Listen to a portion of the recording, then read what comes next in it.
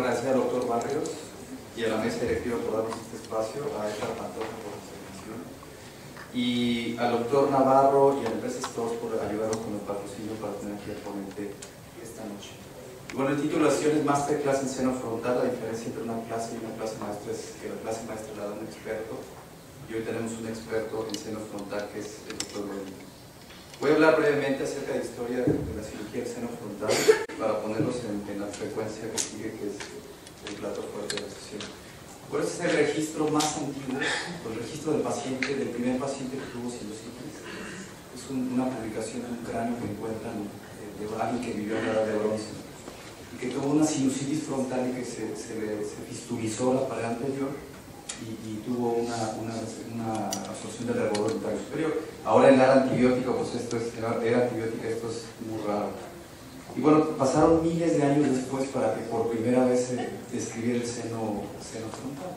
En 1550 es la primera vez que se dijo el seno frontal, y no lo hace un doctor, lo hace Leonardo da Vinci. Y bueno, la cirugía del frontal es difícil decir exactamente cuándo empieza. La Edad Media se considera la era de la trepanación. Se hacían trepanaciones en el frontal, en el temporal, para extraer la piedra de la locura u otras estructuras, pero realmente no se conocía el seno frontal como tal. Y la trepanación tampoco es de la Edad Media. Desde los incas ya había trepanaciones. De hecho, se han encontrado más cráneos con trepanaciones en Perú que en todo el resto del mundo. Y hay por lo menos dos especímenes que se tienen con trepanaciones del seno frontal desde la época de los incas. Cuando llegan los españoles, encuentran que hasta 80% de los pacientes sobrevivían, por eso se consideran que eran muy buenos neurocirujanos. Y bueno, tiene que pasar miles de años después de estas trepanaciones para que se publique la primera descripción de un tratamiento frontal. Este es el primer artículo publicado en la literatura en el mundo, y es una publicación del Dr. Wells, 1870, donde describe una técnica quirúrgica que dice que es un tratamiento altamente exitoso para una afección desfigurante, y narra o describe el cuadro clínico de un panadero que tiene aumento de volumen progresivo del frontal. Y bueno, esta es la primera publicación, y 6.787 publicaciones después, que son hasta las que hay el día de hoy, no existe un tratamiento altamente efectivo para la cirugía frontal.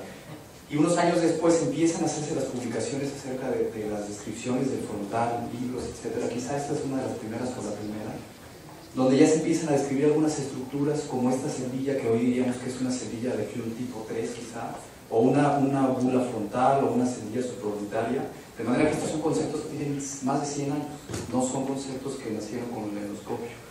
Igual empiezan a describir la patología del frontal, mucoceles, tumores, osteomas, etc. Ya desde esta época se dan cuenta que el seno frontal es una estructura anatómica que tiene enfermedad y que tiene que curarse.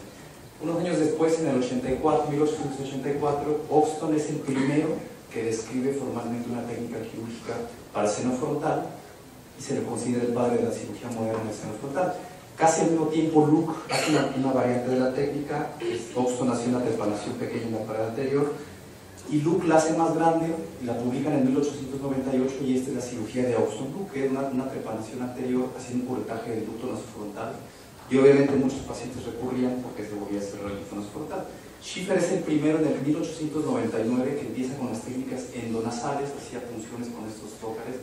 Obviamente muchos pacientes morían, era una cirugía riesgosa, y si no morían hacían meningitis.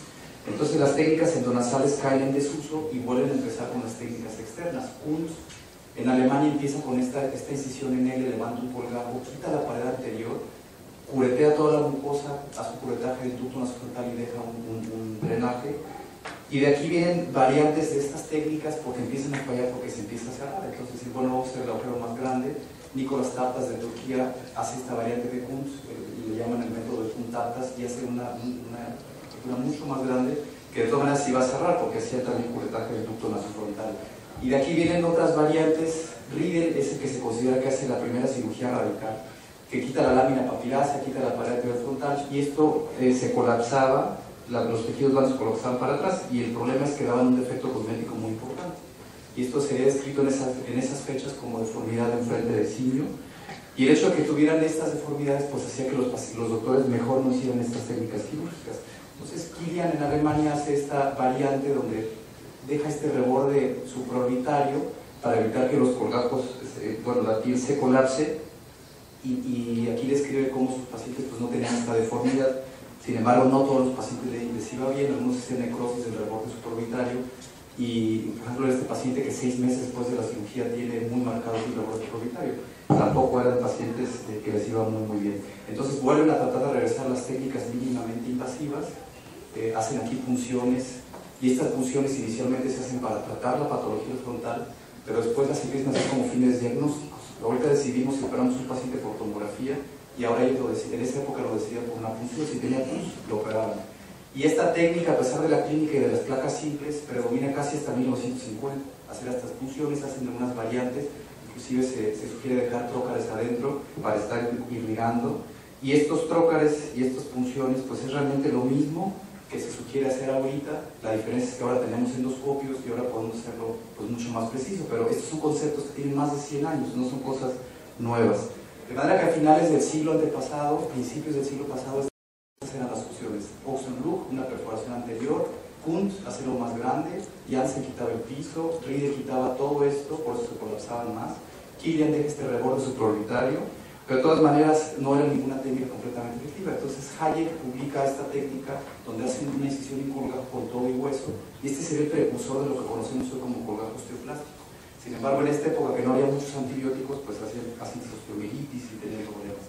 Posteriormente, en 1908, Beck publica este tratamiento muy bueno, es un nuevo método, es lo que conoceríamos más como el colgajo osteoplástico que hacemos ahora, y esto va a predominar por muchos años. Esta es la decisión que hacían con alas de gaviota, y posteriormente en Estados Unidos, en el 58, se popularizaría esta técnica del colgajo osteoplástico que va a durar pues, por muchos años del siglo pasado. El otro, en 1915, publica su técnica que hoy conocemos como Lothrop modificado o draft 3 cuando se hace endonasal.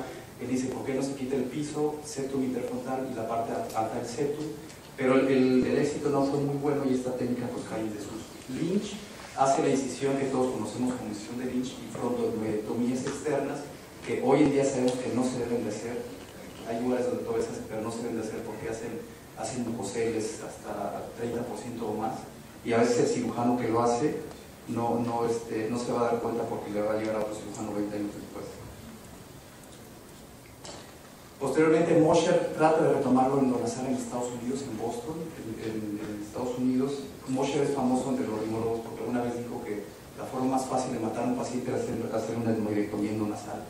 Y él publica en un artículo, respeten la virginidad del ducto nasofrontal o asuman las consecuencias. Este concepto ya tiene más de 100 años, ya desde hace más de 100 años sabían que si se toca esta área, el cirujano va a sufrir después. Y 35 años después diría, la cirugía osteofrontal en mis manos ha sido amargamente decepcionante. Entonces, en la primera mitad del siglo pasado, estas eran entonces las opciones: la cirugía de Lynch, Rieder que quitaba el piso, Lothrop, que esto es exactamente lo que se hace en un draft 3 pero endonasal, Killian y el colgajo osteoplástico, que es lo que va a tener un poquito más de éxito. Y como todos recurrían porque se cerraba el frontal, pues empiezan a usar los stents, obturadores de acrílico, de oro, o dejaban algo adentro de la nariz días, semanas o meses. Y cuando hay placas simples, pues lo empiezan a usar controlado por rayos X para tratar de controlarlo. Y esto sería el antecedente de lo que hoy sabemos que son los stents de seno frontal, que también son cosas que tienen más de 100 años. Y hoy en día los stents de frontal siguen siendo controvertidos, siguen siendo tema de estudio. E igualmente las dilataciones de seno frontal, que serían los precursores de que hoy sabemos que es la sinuplastia con balón, que también son conceptos que tienen más de 100 años. Hay un artículo interesante del doctor Roynick de las limitaciones de la sinuplastia en seno frontal, a ver si nos platica un poco de este artículo. Y aquí este es un hito en la rinología. Este es el doctor Messer-Klinger en Graz, estudiando el aclaramiento mucociliar en un cadáver. Empieza a usar el endoscopio y empieza a cambiar la visión de cómo estudiar a estos pacientes, porque empieza una cirugía más funcional. Empiezan a usar el endoscopio para hacer cirugías que preservan la función. Sin embargo, la técnica endonasal, el renacimiento de la técnica endonasal va a venir con el desarrollo del endoscopio. Y una vez con el endoscopio, empiezan a estudiar esto más a fondo. Messer-Klinger publica este libro en el 78, que es un libro muy interesante, donde empieza a escribir cómo funcionan los senos, cómo son los drenajes, y empieza a inspirar a mucha gente, principalmente en Europa, y surgen diferentes escuelas.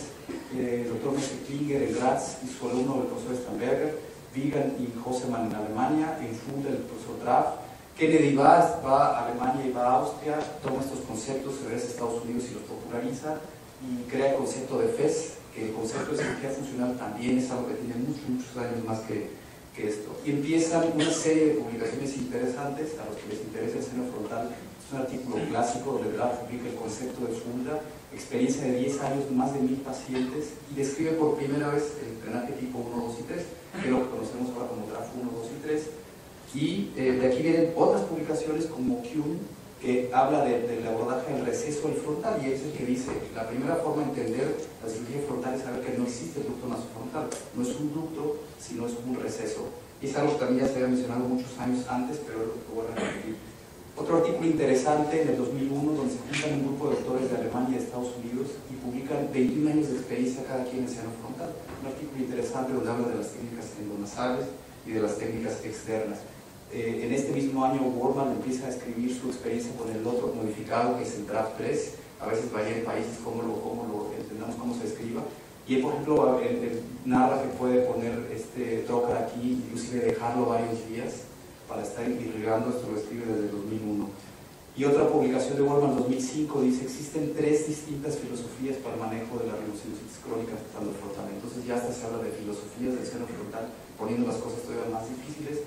Y su filosofía dice: es todo o nada, o hacen algo en el frontal o mejor no lo toquen.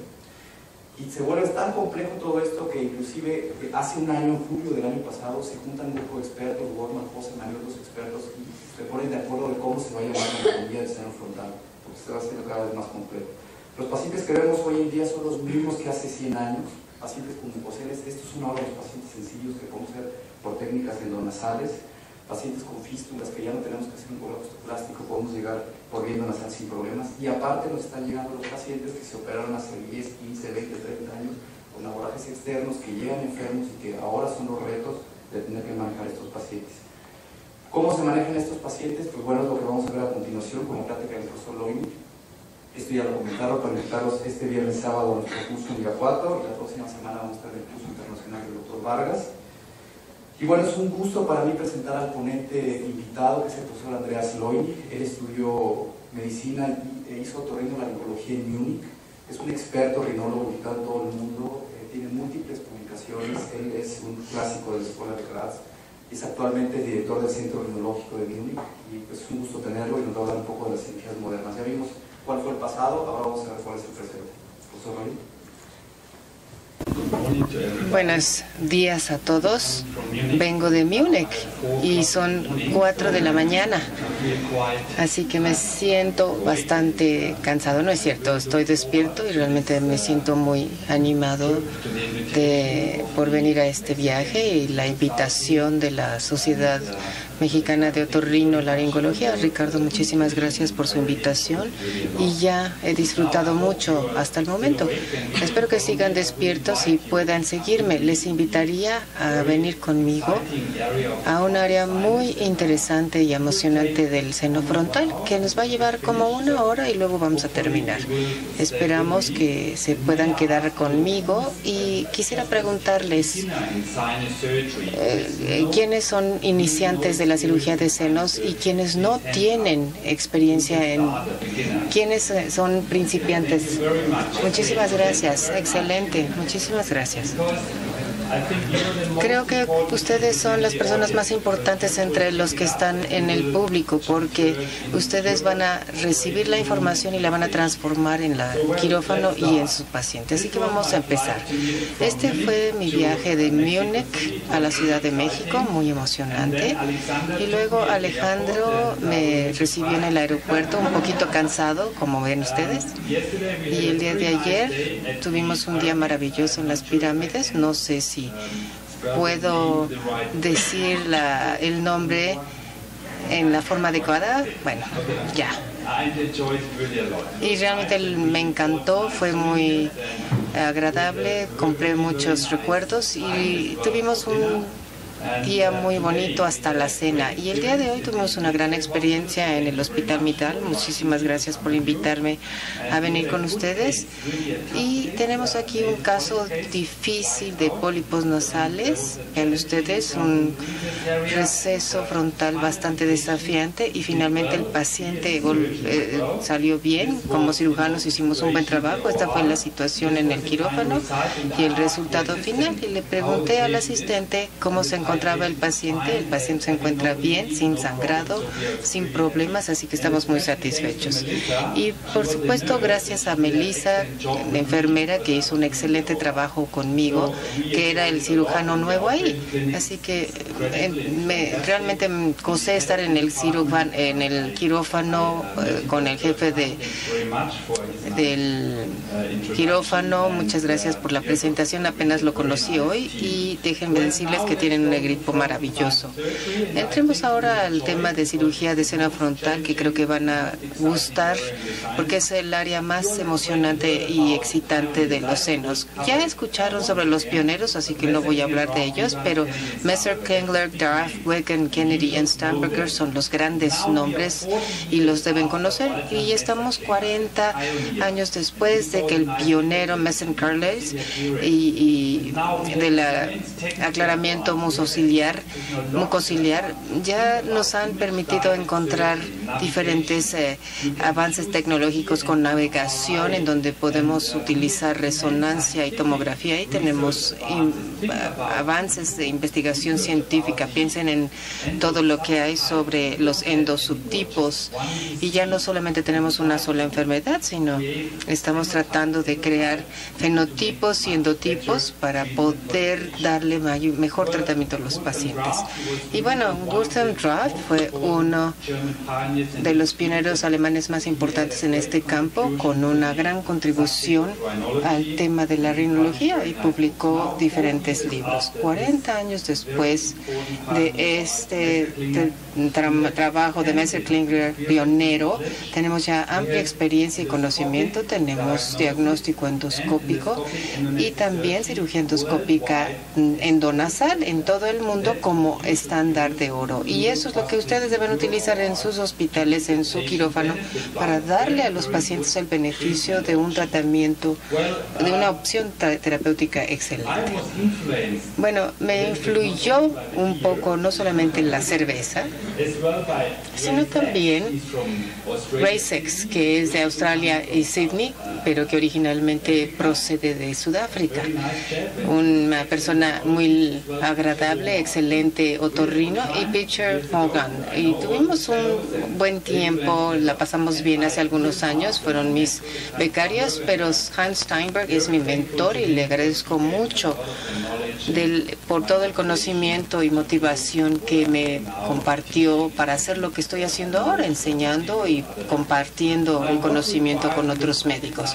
¿Qué necesitamos en la endoscopia funcional de senos? Cuando hablamos de Steinberger, él publicó y hizo un preámbulo en el libro que pueden ustedes bajar como PDF. Si a alguien le interesa, por favor, bájenlo sin problema.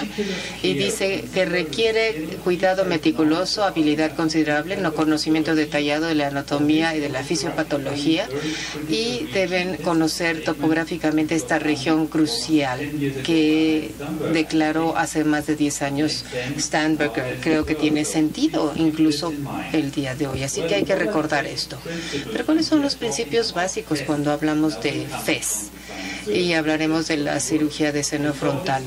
Ya vimos este libro. Para mí esta es la Biblia, es el mejor libro que podemos leer, y cuando tengan la oportunidad, por favor, traten de hojearlo, publicado por Messer Klingler.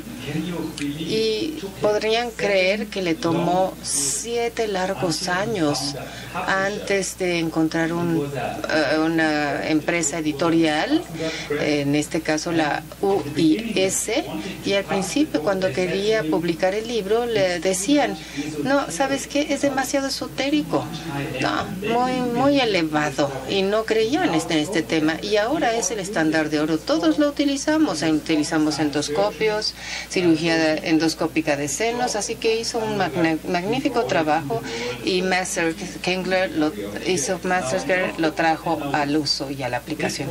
La endoscopia de la nariz es fantástico, muchas ilustraciones de la mejor manera, y aquí una declaración de Mercer Klein. Dice, para mis colaboradores y para mí mismo, la endoscopia nasal durante muchos años ahora ha sido una parte indispensable del diagnóstico y el tratamiento. Y en ese entonces todo el tiempo lo utilizaban y ya no podían prescindir de él. Y estaba seguro que con toda la demostración del uso en el campo se volvería en el tiempo una técnica rutinaria, que ahora algo es. El libro es fantástico, con ilustraciones magníficas. Ustedes conocen la eliminación mucociliar o el aclaramiento mucociliar, y esto se asocia con los hallazgos de Master Klinger, y no les enseño el videoclip porque ya lo presentó el doctor Santana. Pero vean ustedes estas fotografías de color tan excelentes, y esto fue publicado en 1970, así que sí, hace muchísimos años, y tenían una muy alta calidad fotográfica. Vean la correlación entre los hallazgos endoscópicos y el dibujo. Aquí determinamos la agarnasis, el hiato semilunar, la apófisis uncinada, la bula etmoidal, etcétera. Entonces, para mí el libro es fantástico, y aquí entramos a ver el área del receso frontal, en donde tenemos esta parte del seno frontal y la correlación adecuada con este dibujo sencillo que facilita la ilustración y la hace muy clara. La endoscopia de la nariz, en manera de resumen, cuando lo publicó, cuando él trabajaba con un paciente, el paciente estaba acostado en la mesa y giraba su cara hacia el cirujano, utilizaba un spray estético, esponjas con vasoconstrictores poderosos durante 10 minutos, que ahora se utilizan en el quirófano, y un sangrado ligero podría dificultar la cirugía. Por eso ustedes deben manejar un campo quirúrgico incruento, sin sangrado, así que hay que aprender cómo controlar el sangrado quirúrgico. La dificultad inmediata es la introducción de instrumentos, así que hay que aprenderlo, por supuesto, saber manejar los instrumentos y la cámara. Y a pesar de que este procedimiento parece ser en principio complicado y difícil, tiene éxito. Eso es lo que yo puedo confirmar de manera absoluta, y creo que muchos de ustedes también. Y permite operar con seguridad sin dañar los tejidos circundantes. Pueden entrar ahí, ser muy suaves y gentiles con los tejidos. La mucosa es nuestro amigo, no es nuestro enemigo, y esto es algo muy importante. Y esta técnica necesita un tipo de práctica. Hay una curva de aprendizaje y necesitamos buscar a los jóvenes para enseñarles de la mejor manera. La endoscopia de la nariz, a manera de resumen, tiene grandes ventanas. Podemos entrar a ver las esquinas, los escondrijos, ángulos diversos, así que tenemos un amplio espectro que podemos utilizar. Tenemos una vista excelente en la profundidad para ver todas las partes del sitio quirúrgico y poder trabajar con más precisión con instrumentos curvos adecuados, y se necesita tener los instrumentos adecuados porque de lo contrario no podemos hacer lo que queremos hacer. Y procedimientos más extensos, con más prácticas y experiencias, se puede realizar, inclusive cirugía endoscópica de base de cráneo, que ahora es de rutina. En resumen, la endoscopia nasal es sumamente importante por la información detallada en diagnóstico y terapia y la base de la endoscopia funcional. Entrando ahora al tema principal de la cirugía del seno frontal. Si pensamos en la toma de decisiones para este tema, ¿por qué operamos a un paciente? ¿A quién vamos a operar? ¿Cuándo? ¿Y cómo lo vamos a operar? ¿Alguna vez pensamos en estas preguntas? Bueno, pues trataré de revisar con ustedes estos temas. Hay diferentes formas de hacerlo. Esta es la parte norte de Australia y yo no sabía a dónde ir. Por fin encontré mi ruta, así que necesitamos tener un plan. Esto es sumamente importante. Ahora, ¿por qué hacer endoscopia funcional en cirugía de senos frontales? Porque queremos restaurar la ventilación, hacer aclaramiento mucociliar, el óseo natural, y no solamente creando una apertura, porque eso no funciona. Queremos recuperar la mucosa enferma y principalmente queremos evitar la extirpación radical de la mucosa. Por supuesto, en pólipos nasales hay que extirparlos, pero esta es una enfermedad distinta y es un concepto de tratamiento individualizado. Así que en general lo que queremos es mejorar la calidad de vida de nuestros buenos pacientes. Ya conocemos las áreas principales en donde nos enfocamos, en esta área del receso frontal, que es donde tenemos el seno maxilar, el infundíbulo etmoidal. Y conocemos la fisiopatología, el drenaje, el aclaramiento mucociliar y la dirección evidente que debemos seguir y que debemos mejorar en caso de pacientes sintomáticos. Aquí apreciamos claramente cómo el aclaramiento mucociliar está funcionando bien y pasa a la faringe nasal, a la nasofaringe, hasta que el paciente la deglute. ¿A quién hay que operar? Por supuesto, a los pacientes que son sintomáticos, que tienen síntomas que fracasan a la terapia médica. Así que primero que nada se trata a los pacientes primero conservadoramente. No entramos a las carreras a cirugía. Y no me refiero a casos de urgencia con un edema ocular con absceso importante que se tiene que drenar, por supuesto. Pero si es un paciente sintomático que ha fallado al tratamiento médico, claro, cuando vemos las tomografías, tenemos engrosamiento de la mucosa en el seno frontal, por ejemplo, con obstrucción de las celdillas aéreas, una falla de la cirugía previa, y tenemos que entrar con un diagnóstico y, por supuesto, hacer la cirugía de tumores. Pero ¿cuándo operar? Es algo muy importante. Hay publicaciones por Claire Hopkins del Reino Unido que señala que un paciente que ya ha sido sintomático crónico con enfermedades de senos crónicos va a tener más riesgo de desarrollar asma. Así que hay que buscar esto y decirle al paciente si queremos evitar crear un caso de asma en su caso. Así que hay que pensar en esto. No estoy hablando de pacientes que solamente tienen un resfriado o una gripa, sino pacientes sintomáticos con descarga postnasal que siempre afecta los pulmones. Hay que tener cuidado con ellos porque si no desarrollan asma, y esto está alterando la calidad de vida en una forma negativa. Se ha documentado esta gráfica de flujo bastante compleja, donde tenemos inicialmente los síntomas. Si el paciente es sintomático, podemos decidir diferentes formas. Un tratamiento conservador que si falla, pues obviamente requiere imagenología, y si tenemos un paciente con alteración de la calidad de vida en una escala visual o logarítmica con altos grados de síntomas, pueden establecer la indicación de un tratamiento quirúrgico. Esto ya ha quedado claramente establecido en el artículo de ICAR, que es un documento de declaración de los Estados Unidos que les recomiendo leer. Creo que es uno de los mejores artículos que he leído últimamente, del 2016, y pueden encontrar todas las recomendaciones de cómo trabajar con nuestros pacientes rinológicos de la mejor manera. Aquí señala en el artículo que hay ausencia de información basada en evidencia y que es necesario hacer más investigación. Esta es la conclusión final de este artículo. Y no solamente estamos manejando una sola enfermedad, sino de subtipos ya de patologías, y por eso conviene encontrar el diagnóstico adecuado en el paciente correcto y administrarle el tratamiento pertinente. Así que no solamente se trata de una rinosinusitis crónica única, sino hay subtipos y cada uno se trata de manera diferente. Ahora bien, ¿cómo operar a estos pacientes? Ya vieron esta fotografía anteriormente y hay diferentes formas. Por ejemplo, de acuerdo con el doctor Santana, hay diferentes formas de hacerlo por por vía externa, y enfatizó esto de una manera muy interesante.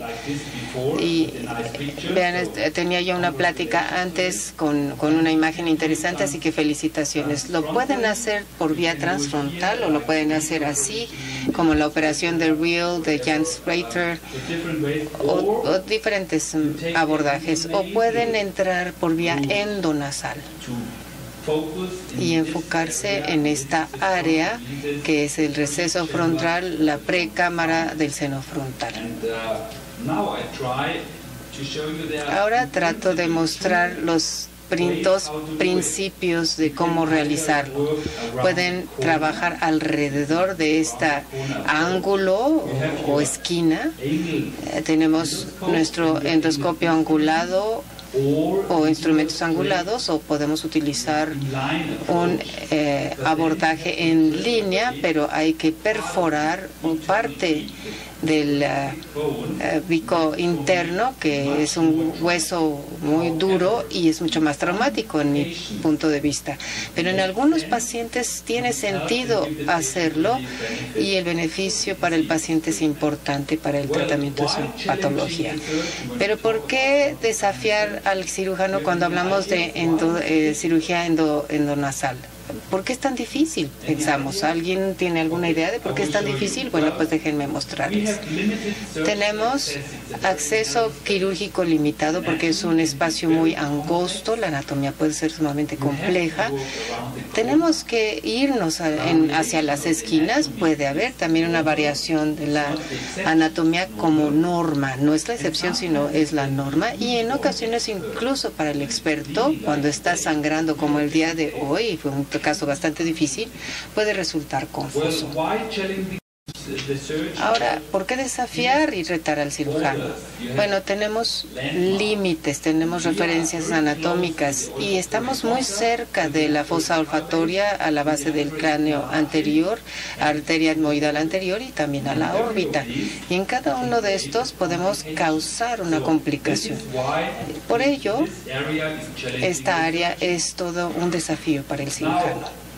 Ahora bien, existe un riesgo potencial de estenosis posoperatoria. Vean este paciente con la posificación del seno frontal izquierdo. Aquí tenemos una celdilla y vean ustedes, al principio de la cirugía se ve tejido cicatricial en la cavidad del meato medio, el cornete medializado y una apertura amplia, pero en este caso es una estenosis significativa y este es el seno frontal, el receso frontal y el seno frontal. ¿Cuál es la visión del cirujano cuando tenemos que abordar el seno frontal? Bueno, este es un cadáver y creo que ya lo conoce. Estamos enfrentando la base anterior del cráneo, el seno esfenoidal con el nervio óptico acá, la arteria etmoidal posterior, la anterior, la lámina cribosa, la lámina papirácea y el seno frontal. Esto es lo que vemos cuando no hay un sangrado y estamos viendo un cadáver, por supuesto. Pero ¿cómo hacer una evaluación preoperatoria? Siempre hay que buscar una tomografía y en ocasiones la resonancia tiene sentido. Pero hay que buscar una reconstrucción multiplanar por tomografía para tener vistas axiales, sagitales y coronales. Y así podemos crear una imagen tridimensional de este paciente, incluso en la cabeza, o incluso podemos utilizarla para la navegación. Hay que entender la anatomía y desarrollar un plan quirúrgico. Creo que no es tan difícil, pero hay que mantenernos siempre apegados a las reglas y a las normas.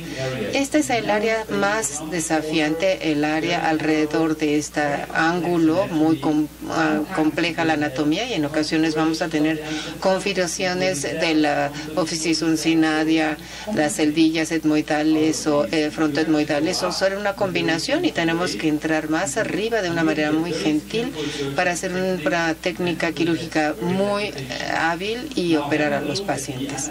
Ahora, revisando la configuración anatómica de este apófisis, está inserta en la cráneo anterior, vean ustedes, y esto corresponde perfectamente claro en la radiografía, así que la ruta de drenaje es del centro frontal, es esta.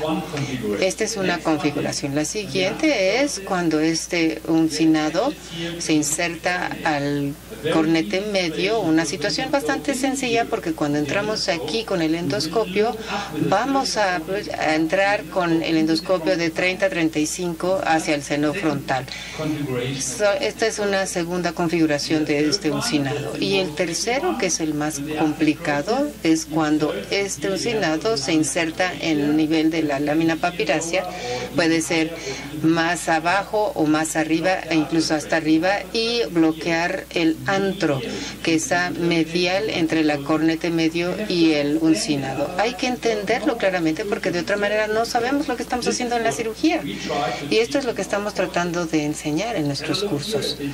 Veamos aquí en esta fotografía. Aquí tenemos el receso y esta situación justamente acá.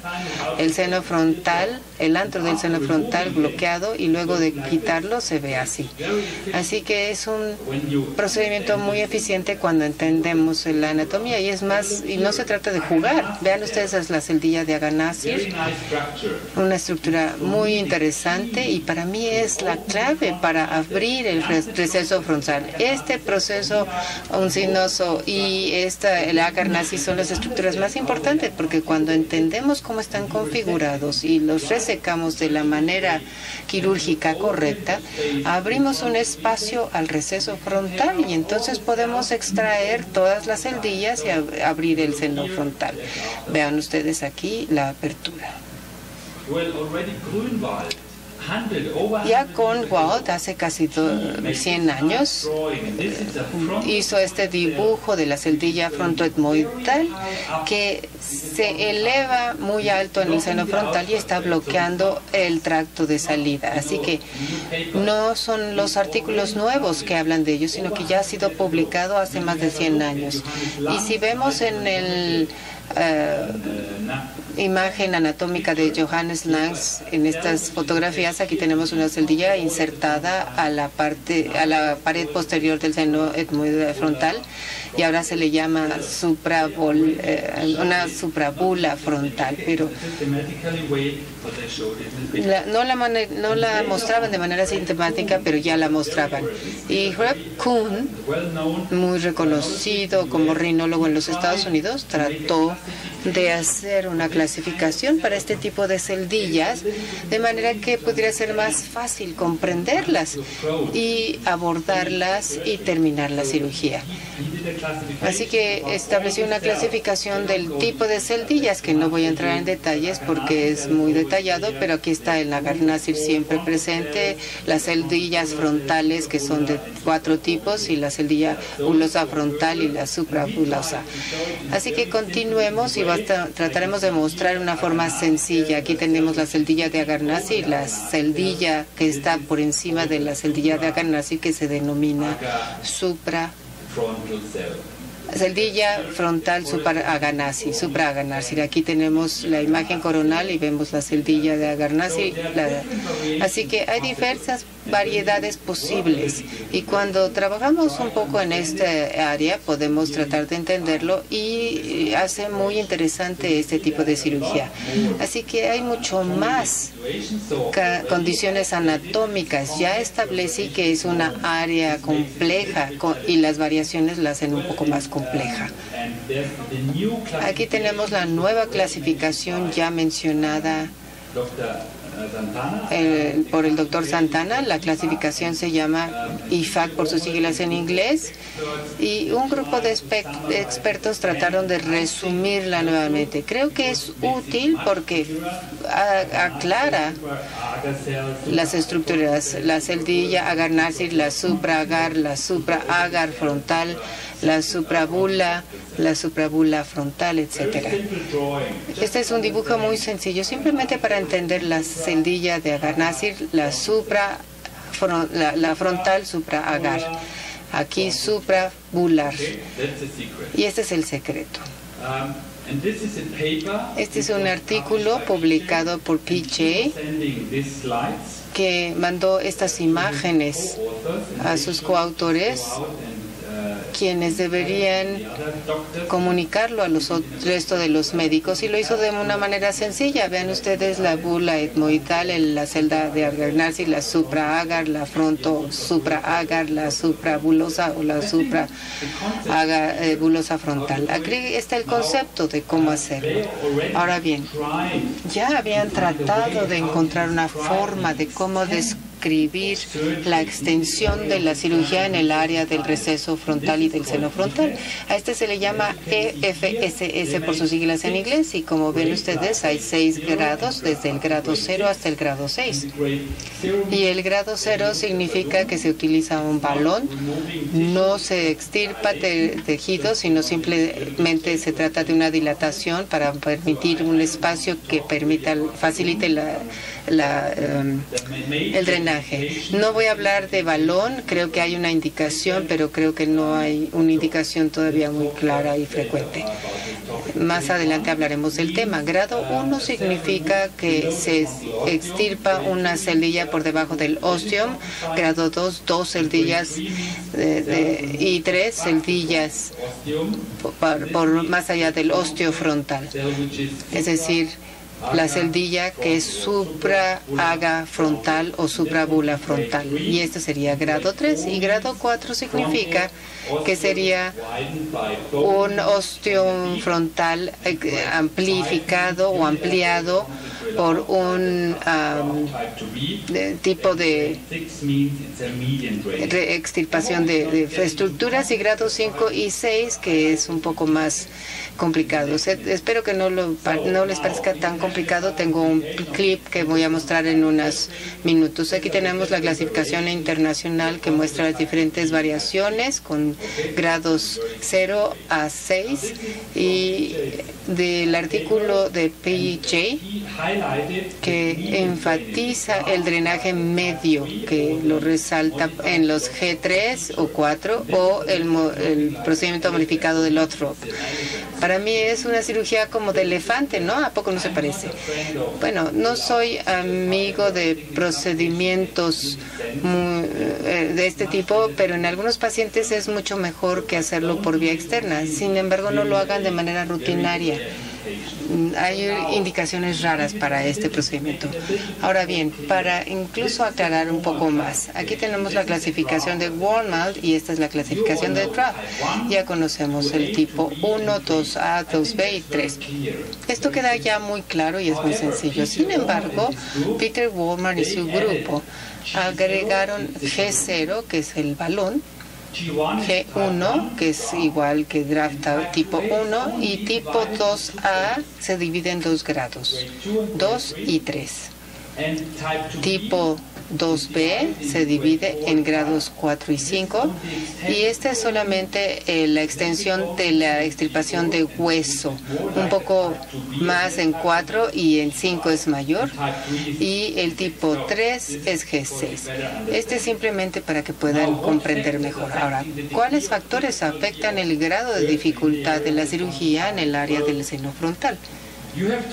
Bueno, hay que revisar las tomografías y hay que recordar que tenemos 3 dimensiones, la coronal, la axial y la sagital. Y en la vista sagital, que es la más importante para mí, hay que buscar el diámetro anteroposterior más angosto del ósteo frontal. Cuando es muy angosto es muy difícil, cuando es más amplio no es tan difícil. A veces, como hemos visto en el videoclip del Dr. Santana, hay mini trepanaciones. No tengo experiencia, yo no la necesito, de hecho, pero podría tener sentido en algunos casos. ¿Es necesario utilizar cirugía asistida por computadora? Sí, si lo tienen disponible, utilícenlo más frecuentemente porque si no, no adquieren su curva de aprendizaje. Y les da por lo menos un beneficio de un paso en la cirugía, pero puede ser el más importante de los pasos del procedimiento quirúrgico. Y si cuando estamos operando y revisar todas las imágenes, tiene sentido. Hay que considerar el nivel de experiencia del cirujano. Por supuesto, como principiantes no van a entrar por el seno frontal y hacer los casos difíciles. No, mejor como residentes mándenlos a la casa. Y hay que referir a los pacientes a los especialistas y hay que pensar en todo el equipo, el instrumental. Tiene su instrumental propio. Ahora bien, hay otra clasificación de Peter Womar que se llama la ICC, la Clasificación Internacional de la Complejidad Quirúrgica en el Receso Frontal. Y vean, tenemos un diámetro anteroposterior que es sumamente importante, la referencia, y el tipo de celdilla en el receso frontal. Y luego podemos gradarlos o hacer la clasificación. Cuando tenemos un diámetro anteroposterior muy angosto y una celdilla que protruye significativamente en el seno frontal, ese es el G4.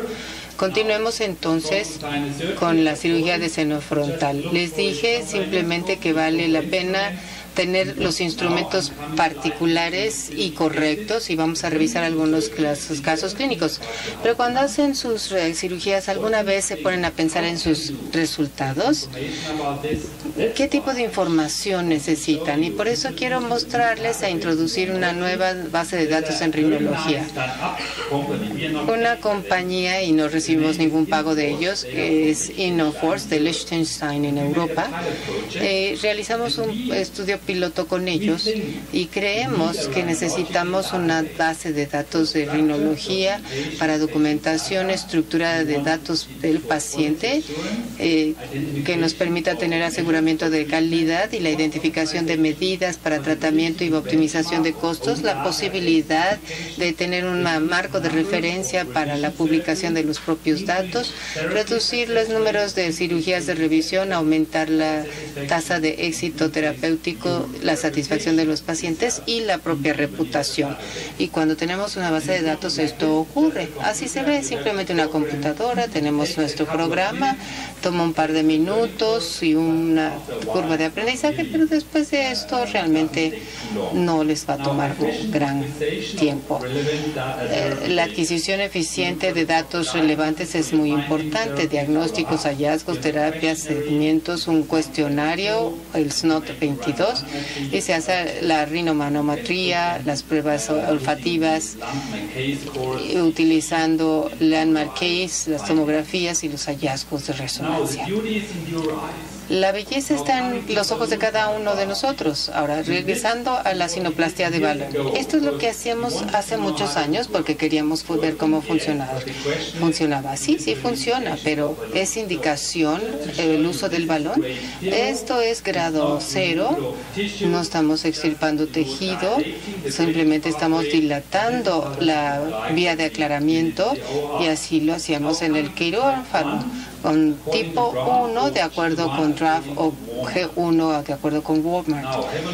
Vean ustedes, aquí tenemos una opacificación del seno frontal única, tratamiento conservador no funcional, el paciente seguía asintomático. Y cuando vemos estas tomografías coronales, debemos pensar que debe haber celdillas aquí, pero a lo mejor vale la pena tener vistas sagitales. Vean ustedes cómo se bloquea con la celdilla de Anganarsil aquí, el tracto de salida. Y esto podría ser una buena indicación de un FES limitados, pero con apertura del seno frontal. Utilizamos la endoscopía endonasal y en este caso hicimos una uncinectomía clásica. Vean, se incide el apófisis y con instrumentos muy delgados se extirpa. Estamos enfrente de la bullet moidal, la dejo intacta y aquí tengo un endoscopio del 45 para el receso frontal. Hago la disección de la mucosa. Estamos aquí viendo la mucosa, vemos hacia adentro y estamos acercándonos al seno frontal. Vean ustedes esta mucosa más engrosada de tipo polipoide que está bloqueando el tracto de salida. Y podríamos discutir si el uso del balón tendría sentido aquí, pero nosotros lo hicimos así. Utilizamos este instrumento curveado, los ponchos curvos, los sacabocados curvos, y hacemos una apertura de y ampliación de la ruta de aclaramiento, y con estos instrumentos de tipo cocodrilo, que es como le denomino, porque así se ve, y se irriga para eliminar moco retenido, y esto alivia al paciente. Esta es la situación final. No hay sangrado y aquí vemos el seno frontal. Ahora, otro ejemplo que vemos aquí, una celdilla que es supravolar, pero no frontal. Esto está bloqueando el tracto de salida, y claro, podemos utilizar la navegación, pero más para fines de documentación. Pero cuando la tenemos, hay que utilizarlo. El uncinado fácil para los jóvenes principiantes. Quiero mostrarles cómo deben hacer los primeros pasos quirúrgicos. Muy importante hacer la encinectomía de manera muy precisa y con la suficiente habilidad, cortando inferior y superiormente. Y aquí tenemos la fusión del uncinado y la celdilla de Anagar. Será el que extirpar el espécimen. El sacabocados puede ayudar para exponer un poco más del receso frontal. Y esta es la pared posterior de la celdilla de Aganacir, y vean, con un instrumento flexionado, con esta cucharilla, podemos fracturar esta lámina ósea de manera suave para tener acceso al receso frontal y el seno frontal en su totalidad. Se hacen mordiscos. La paciente era asintomática y fue tratada conservadoramente durante mucho tiempo, así que tuvimos que operarla. Pero vemos aquí, en realidad no hay ningún problema. El bloqueo era más bien en esta área, la obstrucción. Vean ustedes el receso frontal, el ósteo del seno frontal y la celdilla que no quitamos. 3 meses postoperatorio. Vean ustedes, hay ciertas partes de la bula etmoidal que siguen en su lugar. Continuamos para el siguiente ejemplo de un tipo 2A y un G2 de acuerdo con Wormer. Ya vimos este dibujo que refleja este tipo de celdilla, y vean esta paciente muy claramente una celdilla de Aganacir muy grande que es de tipo supra-agra frontal. ¿Cómo manejar esto durante la cirugía? Tenemos el uncinado para los principiantes nuevamente. Tenemos el uncinado, cómo hacer la resección. Hacemos una punción anterior o podemos entrar desde más posterior en una técnica de puerta abatible, y hacemos este receso quitando toda la pared anterior de la Aganacir. Y aquí tenemos el receso frontal, pero ese no es el seno frontal. A veces hay que perforar esta como cascarilla de tipo huevo para entrar al seno frontal, pero muy importante, hay que extirpar este hueso de aquí. De lo contrario, vamos a seguir teniendo una obstrucción del tracto de drenaje. Utilizamos el sacabocados en hongo, y utilizamos instrumentos muy útiles. Estamos haciendo elevación de esta pared posterior de la celdilla supra-agar, y aquí es muy importante, estamos muy cerca de la lámina cribosa en su cara lateral, y podemos ver en los próximos minutos, después de retirar el hueso, vemos la arteria etmoidal anterior. Hay que tener mucha habilidad para quitar esta lámina ósea, y luego podemos así tener una apertura adecuada al seno frontal. Y vean ustedes, el engrosamiento de la mucosa no resulta ser un programa, pero sí es importante restaurar la ventilación y el drenaje. Ahora, ¿cómo se ve después de la irrigación? Hay un poco de secreción, entonces la succionamos. Esto era lo que causaba los síntomas de la paciente al final de la cirugía, y el resultado final, 1 año postoperatorio. Es un caso muy adecuado para mostrarles el principio de esto. No creo que sea un caso difícil, pero incluso este caso debe ser operado de la forma correcta para obtener un resultado adecuado. Entonces, tipo 2A, G3. En la apertura, vean ustedes, tenemos un seno frontal opacificado y aquí tenemos tabicación. Esta es una celdilla que procede de la celdilla suprabular frontal. Y en este caso tiene sentido hacer una apertura la bula etmoidal. Veamos cómo yo, como cirujano, estoy viendo el meato medio con este endoscopio de 40 grados en el receso frontal y estamos quitando las celdas anteriores, no la bula etmoidal porque había un gran espacio.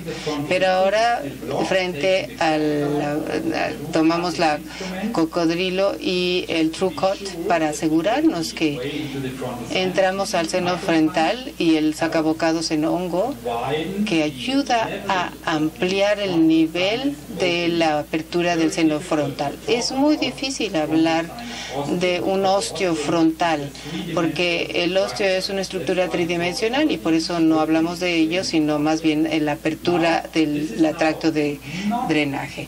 Ahora, aquí no tenemos el seno frontal verdadero, simplemente después de la perforación de esta parte ósea, que es una muy elevada, y esto lo hace complicado porque lo debemos hacer de una manera atraumática y hábil, pero no es muy fácil y puede ocurrir sangrado y esto dificulta el trabajo más. Esto es al final, después de la irrigación y de eliminar el moco retenido. No fue un colesteatoma,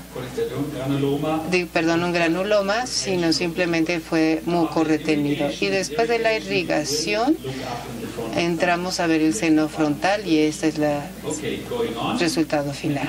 Continuemos ahora a una celdilla muy interesante que es mucho más superior de la que les he mostrado. Ven ustedes esa celdilla muy sintomática para el paciente con infecciones del seno frontal frecuentes, y vean ustedes la tomografía axial con inserción a la pared posterior del seno frontal. Y en estas condiciones tenemos el problema no es el osteo frontal. Vean ustedes, es un poco más cruento, pero esto ocurre durante la cirugía y quitamos la pared anterior de la carnaci para tener más espacio y poder trabajar muy arriba. Y vean ustedes, aquí se encuentra muy arriba dentro de la celdilla, ya es el límite de la manipulación endoscópica, porque en realidad necesitamos hacer una apertura muy amplia para asegurarnos de llegar a esta celdilla en su parte craneal con los instrumentos adecuados. El seno frontal está aquí y esta era la celdilla, una gran celdilla. El paciente se sentía muy satisfecho, posquirúrgico, con un poco de engrosamiento de mucosa, que a veces es difícil que el paciente se queje de la mucosa, pero bueno, sí se puede utilizar esteroides tópicos y eso ayuda a controlar la enfermedad. Y con esto se puede observar la forma del control posterior a la apertura. Este es un dibujo sencillo de una celdilla bula frontal. Este es otro caso que creo que ya han visto este tipo de imágenes. Observen acá. Este es el final de la cirugía. Este es postoperatorio a los 3 meses. Entonces la manipulación, que aquí se ve un poco bastante cruenta, pero que cicatrizó muy bien. Este es otro ejemplo para un seno frontal sumamente difícil porque es muy pequeño. Y cuando vemos las tomografías sagitales vemos que hay un diámetro anteroposterior muy angosto, y este es uno de los casos más interesantes en este videoclip. Vean en el meato medio con resección del apófisis y cómo trabajar en este espacio tan angosto con esta celdilla protruyente hacia el seno frontal muy importante que está obstruyendo. Y cuando vemos en el área del seno frontal no podemos ver el seno frontal. Así que hay que subir y tratar de encontrar la manera de acceder a esto. Esta es una celdilla, está detrás de ella y por ello tenemos que abordarla con los instrumentos medial y posteriormente. Y luego, al final, con los instrumentos adecuados, extraemos esta concha muy delgada y hay que disecarlo de manera meticulosa, muy delicadamente. Aquí hay retención de moco y esta paciente era una profesional en Alemania de descenso libre y vean ustedes, no pudo ganar una medalla antes, pero sí después de la cirugía. Entonces, vean ustedes estos datos de la cirugía de seno frontal. Trabajamos con Niklas Böder y elaboró este diagrama muy interesante. Y vean ustedes el receso frontal. La cicatrización siempre es, o muy frecuentemente es indicación de cirugía de revisión. La celdilla supraagar puede haber celdas de Agar-Nasir que sigan obstruyendo, lo cual quiere decir que hay una resección incompleta de la celdilla de Agar-Nasir. Y esta es una de las causas más frecuentes de la cirugía de revisión en el área de seno frontal. Vean ustedes en este paciente que sigue en su lugar y el paciente es muy pequeño. De hecho, era una femenina de 20 años más o menos. Vean esa celdilla. Es una lamela que estaba obstruyendo el seno frontal. El procedimiento quirúrgico, veámoslo. En este caso, vale la pena hacer un colgajo pequeño extralateral que nos da una exposición a la bula del Agar-Nasir y luego podemos hacer resección de la pared anterior del Agar-Nasir con este sacabocados, con lo que después tenemos un abordaje más sencillo en esta lámina ósea de muy alto posicionamiento que está obstruyendo el seno frontal. Al final de la cirugía podemos restituirlo. Aquí estamos viendo el receso frontal. Ahora hay que abrir esta lámina, la lamela, y vemos aquí este instrumento es muy útil para encontrar y poder extirpar esta lamela. Después de extraer todo este tejido, el seno frontal queda ampliamente abierto y puede cicatrizar de una manera adecuada. Vean, anterolateral, muy cerca de la base del cráneo. Vamos a continuar. No les voy a enseñar todos los videoclips, pero creo que este es el caso favorito. Tenemos una celdilla de alta posición. El paciente ya fue operado en la cavidad etmoidal anterior, pero la celdilla protruye muy hacia arriba del seno frontal. Y vemos este tipo de ejemplos porque nos ayuda a entender. Aquí tenemos una cicatriz pequeña que no es un problema y estamos enfrente del receso frontal y vamos a entrar detrás y medial a la celdilla y a la lamela y anterior a la base del cráneo, elevando esta lámina ósea y finalmente tomando esta lamela ósea o esta cáscara tipo huevo. Vean ustedes el tamaño tan grande y estaba todavía obstruyendo el tracto de salida del seno frontal y causando la sintomatología del paciente. Y esto es lo que describe Sternberg como sacando el huevo. Tenemos mucosa y la condición final después de la cirugía, a 2 meses postquirúrgica.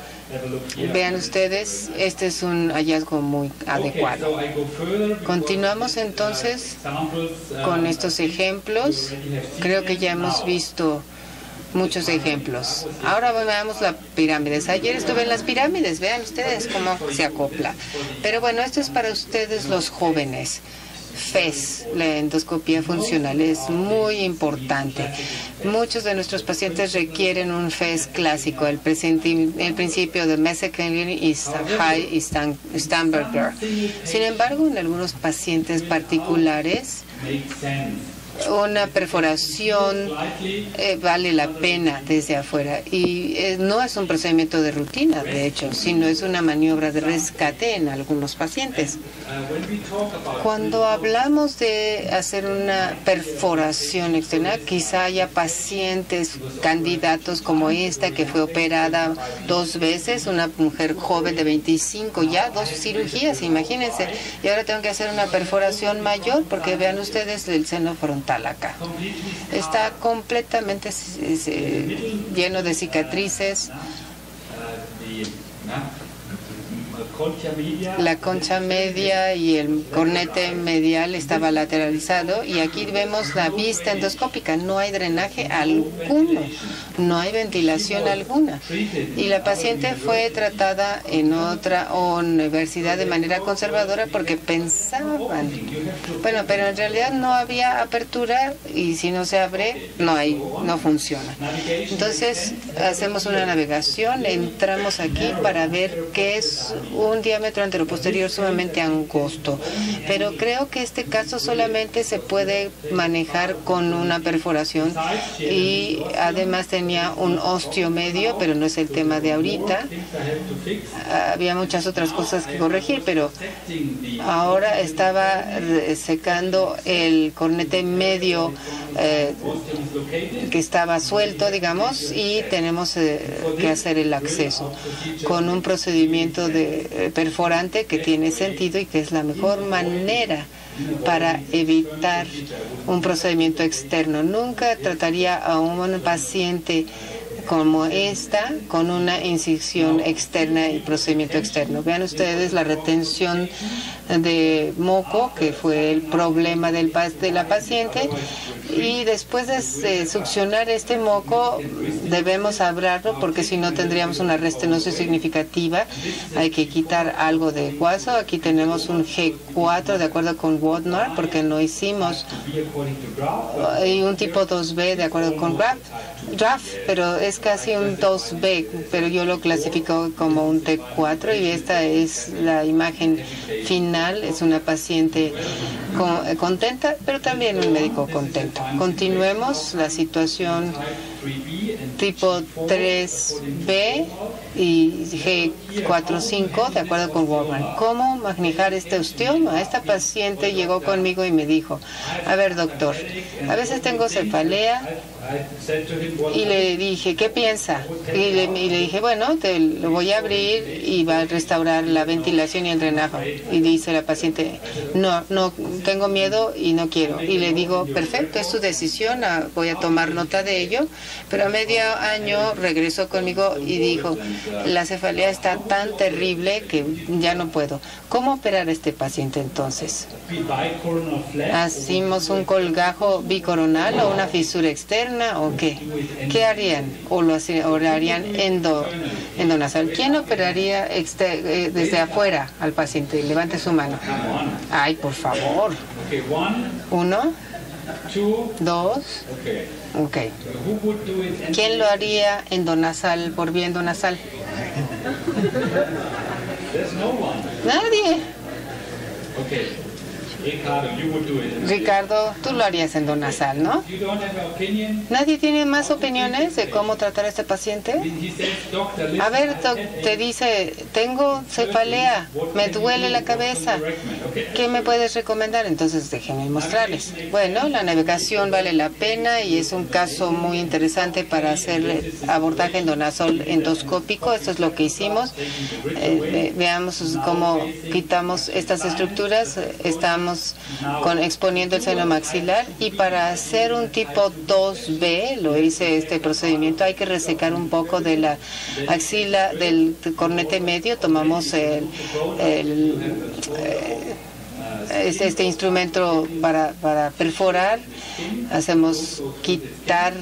podemos quitar un poco de este tejido y estamos abriendo la cara medial y lateral, pero la posterior está obstruida.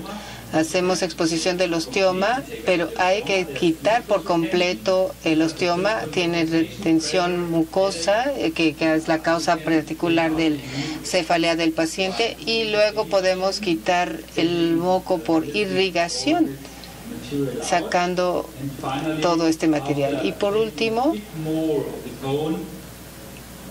extraeremos más hueso y tendremos éxito en quitar los restos de este osteoma que ya habían sido resecados en parte.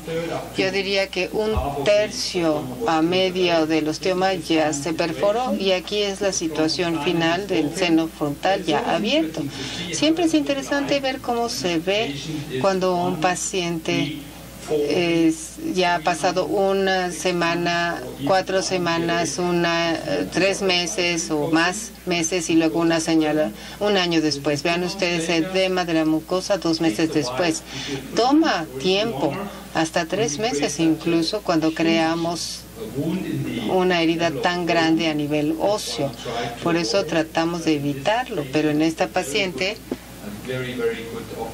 era una muy buena opción tratar. Y estos son 5 años posoperatorio, y la paciente estuvo conmigo hace 2 semanas muy satisfecha.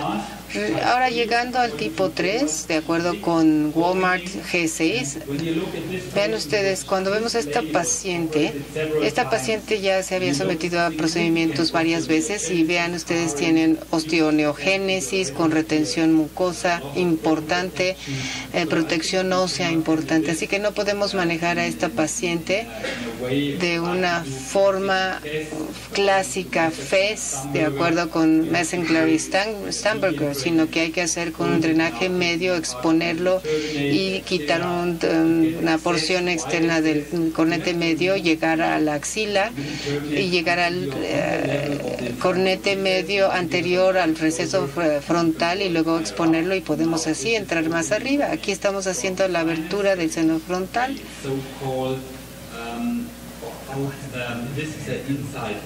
Este es un abordaje de dentro a afuera, y si vemos en la línea media entramos en el ostium. Le podríamos llamar de afuera adentro, pero en este es de dentro afuera, y aquí estamos viendo el tejido subcutáneo en la piel, y esto es parte de la técnica. Es muy importante porque hay que incorporar en la apertura la ruta de drenaje natural. Vean ustedes acá cómo empieza, pero está tan cicatrizada y tuve que abrirla, y también tuve que extirpar este hueso, porque de lo contrario la paciente continuaría sintomática. Paso a paso expongo el receso frontal con la ruta de drenaje adecuado, y vean ustedes que es un muy buen ejemplo porque les muestra cómo podemos también hacer un tipo de ostium en el área del receso frontal. Vean ustedes casi la situación final después de la resección del hueso. Vean, hay que poner atención a la arteria etmoidal anterior, y vean ustedes, esto es el paciente del videoclip, básicamente la misma situación. Este es un masculino que tuvo que operar porque había sido operado 2 veces del seno frontal anteriormente, que acabó con edema y enrojecimiento del seno frontal. Me preocupaba un poco porque yo nunca había visto esto como se ve acá en esta foto, y esta es la característica de esta paciente, no una opacificación muy severa, pero sí el paciente manifestaba una cefalea muy severa.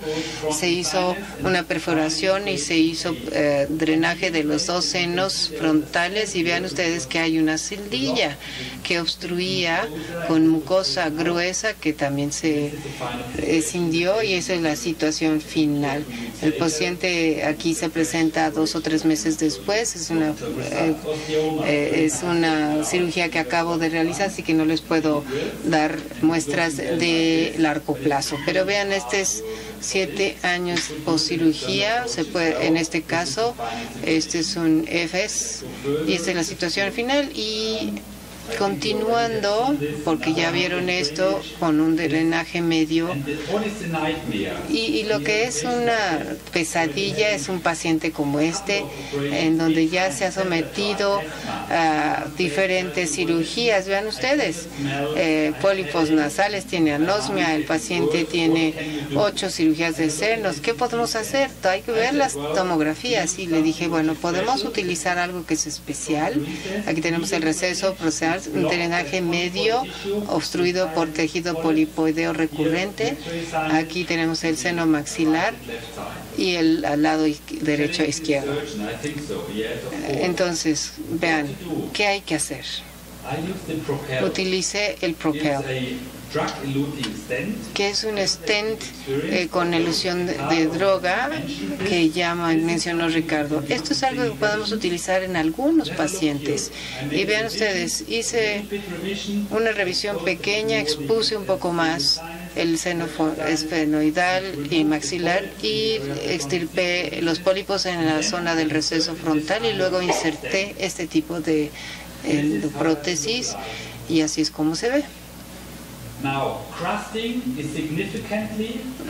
Hay mucha coagulación, pero 4 semanas después ya está mucho mejor. Este es el seno esfenoidal, el maxilar y el receso frontal y senos frontales 4 semanas postquirúrgicas sin coágulos. Vean ustedes, 2 meses postquirúrgicos sin coágulos.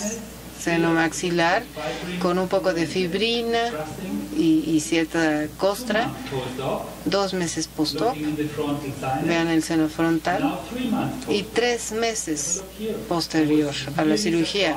Realmente me sorprendió muchísimo esto y el paciente se encuentra bien. No sé cuánto va a durar, pero es una opción en algunos pacientes específicos como en este, que son una pesadilla cuando no tenemos ninguna otra opción.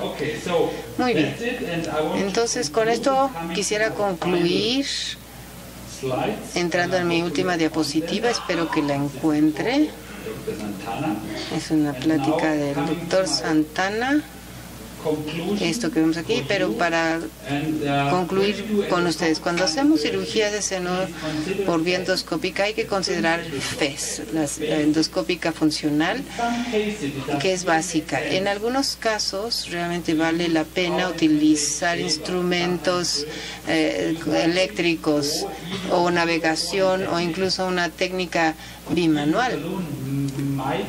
El balón podría caber, pero depende de ustedes y es indicación de ustedes. Entonces, a manera de resumen, un diagnóstico adecuado.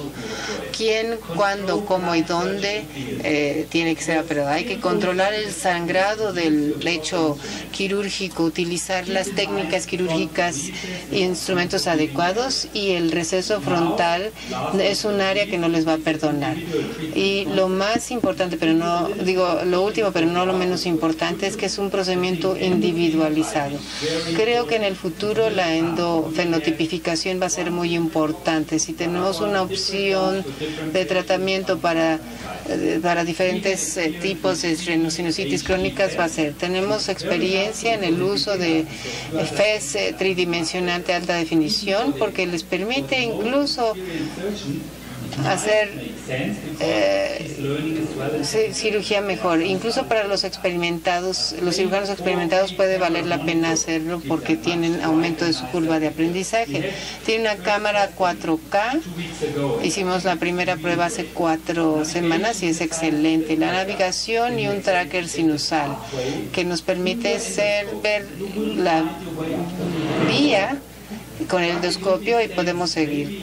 Los stents con elusión de fármacos es algo importante en algunos casos y hay que considerar el resultado y hacer una evaluación de los resultados, porque lo que queremos son pacientes conectos. Entonces, esto es todo en términos de los conceptos terapéuticos. Muchísimas gracias por su atención. Sé que fue una sesión muy larga, pero